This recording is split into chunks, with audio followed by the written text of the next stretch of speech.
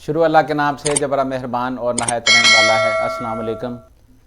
मैं ज़ाहिद अज़ीम अपने चैनल अवाम और इदारे के साथ आपकी खिदमत में हाज़िर हूँ। नाज़रीन, आज हम जिन इश्यूज़ के ऊपर बात करेंगे उनमें सबसे पहले तहरीक इंसाफ की जेल बरो तहरीक का लाहौर से आगाज़ कर दिया गया है। नंबर 2, वज़ीर आज़म ने काबीना की इजलास के बाद अहम ऐलानात किए हैं। नंबर 3, इलेक्शन कमीशन की मशावरत मुकम्मल हो गई। नंबर 4, तहरीक इंसाफ को साइफ़र के मामले के ऊपर एक बड़ा झटका। नंबर 5, बलोचिस्तान के सूबाई वज़ीर सरदार केतरान की गिरफ़्तारी। सबसे पहले हम बात करेंगे आज तहरीक इंसाफ की जेल बरो तहरीक के बारे में।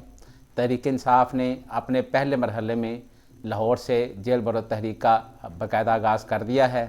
जेल बरो तहरीक के आगाज़ के मौके पर तहरीक इंसाफ के रहनुमा जनाब शाह महमूद कुरैशी, जनाब असद उमर, जनाब आज़म स्वाति और जनाब उमर सरफराज चीमा साहब के अलावा दीगर मरकज़ी कायदीन ने अपनी गिरफ़्तारी पेश की।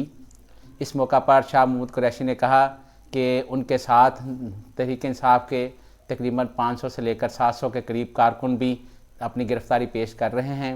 उन्होंने कहा कि इंतज़ामिया परेशान है कि वे इन सियासी कारकुनों को कहाँ रखेंगे।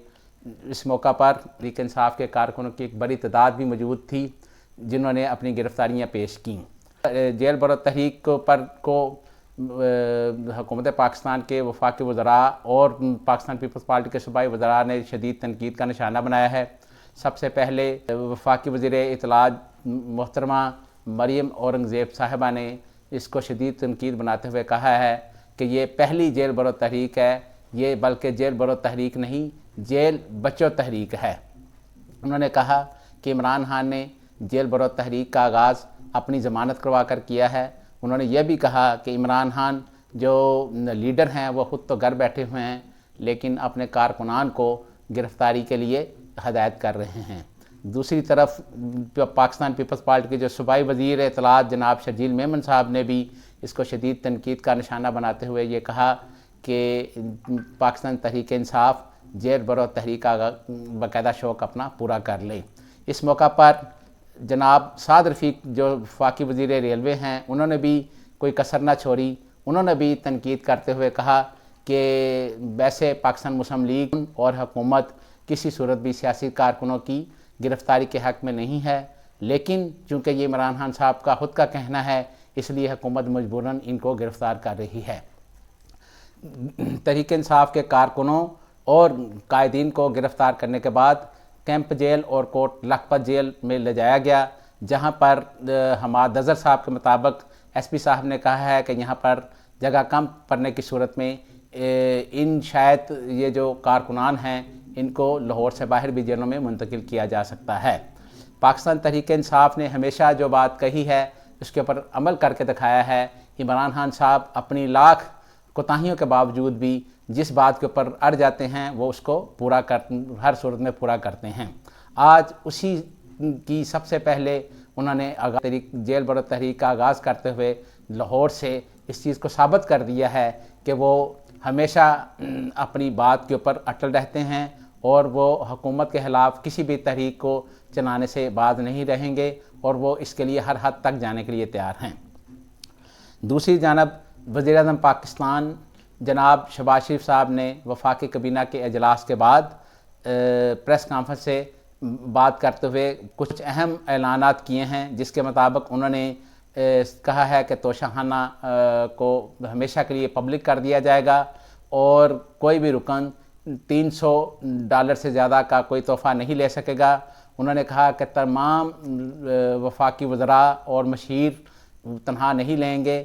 उन्होंने ये भी कहा कि जितनी भी सरकारी गाड़ियाँ हैं, बड़ी जो कीमती गाड़ियाँ हैं, उनको नीलाम कर दिया जाएगा और जून 2024 तक कोई नई सरकारी कीमती गाड़ी नहीं खरीदी जाएगी।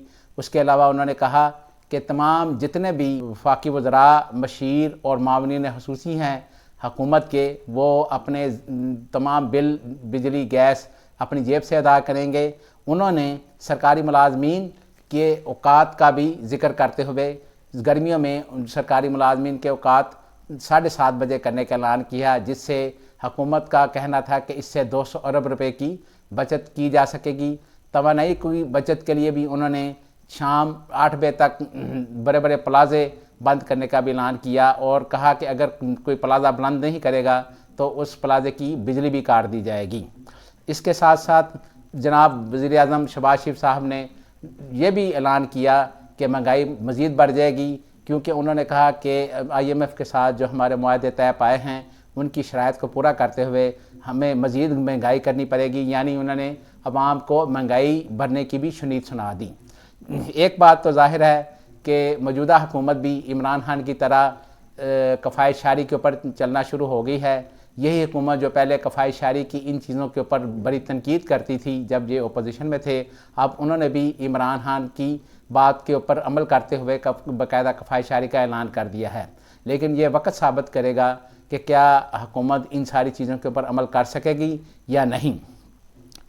آج الیکشن کمیشن نے اپنی مشاورت مکمل کر لی۔ الیکشن کمیشن نے صدر پاکستان کے صوبائی اسمبلیوں کے 9 اپریل کی تاریخ کے اعلان کے بعد قانونی ماہرین اور اٹارنی جنرل سے مشاورت کی ہے۔ اٹارنی جنرل جناب بیرسٹر شہزاد عطا الہی نے رائے دی ہے کہ صدر پاکستان نے اپنے اختیارات سے تجاوز کیا ہے۔ انہوں نے کہا کہ صدر پاکستان کو کوئی اختیار نہیں ہے کہ وہ صوبائی اسمبلیوں کے الیکشن کی تاریخ کا اعلان کریں۔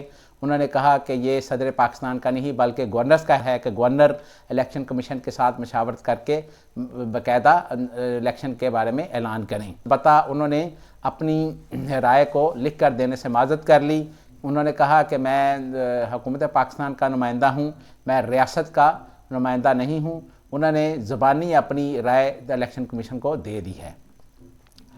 اس چیز سے تو یہ اندازہ لگایا جا سکتا ہے کہ الیکشن کمیشن صدر کے اعلان کے بعد بہت زیادہ تذبذب کا شکار ہے، کیونکہ اب ہر صورت میں الیکشن کی کوئی نہ کوئی تاریخ دینی پڑے گی، اور اگر یہ معاملہ یہاں پر ختم نہ ہوا تو یقیناً یہ معاملہ سپریم کورٹ چلا جائے گا، جس کے بعد سپریم کورٹ کی مداخلت سے اس معاملے کے اوپر کوئی حتمی فیصلہ کیا جا سکے گا۔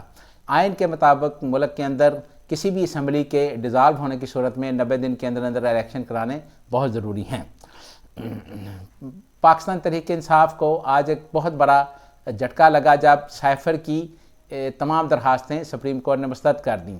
سپریم کورٹ کے جسٹس جناب جسٹس قاضی فیاض عیسیٰ نے سائفر کی جتنی بھی 3 درخواستیں جو دائر کی گئی تھیں ان کو مسترد کر دیا۔ قاضی فیاض عیسیٰ نے کہا کہ اس وقت جو وزیر اعظم تھے انہوں نے اس کی تحقیقات کیوں نہیں کروائیں۔ قاضی فیاض عیسیٰ نے یہ بھی کہا کہ عدالت ایگزیکٹو کے معاملات میں مداخلت نہیں کرتی۔ قاضی فیاض عیسیٰ نے کہا کہ یہ الیکشن کمیشن کا کام ہے کہ اس کی تحقیقات کروائیں۔ انہوں نے سماعت کرتے ہوئے کہا کہ یہ کوئی انسانی بنیادی حقوق کا کیس نہیں ہے، اس سے کسی کی ذات کے اوپر یا کسی کے اوپر کوئی فرق نہیں پڑتا، لہٰذا سپریم کورٹ نے آج تحریک انصاف کی سائفر کے معاملے کے اوپر جو تحقیقات کے لیے درخواستیں دائر تھیں وہ درخواستیں مسترد کر دی ہیں۔ بلوچستان کے بارکھان کے واقعہ ہمارے تمام سسٹم کو جھنجھوڑ کے رکھ دیا ہے، اس کے اوپر صوبائی حکومت نے اپنا موقف پیش کیا ہے، اور آج صوبائی وزیر جناب سردار الرحمان کھیتران کو گرفتار کر لیا گیا ہے۔ بلوچستان حکومت کے پولیس کے ترجمان نے یہ بھی کہا ہے کہ اس معاملے میں کوئی کوتاہی نہیں برتی جائے گی۔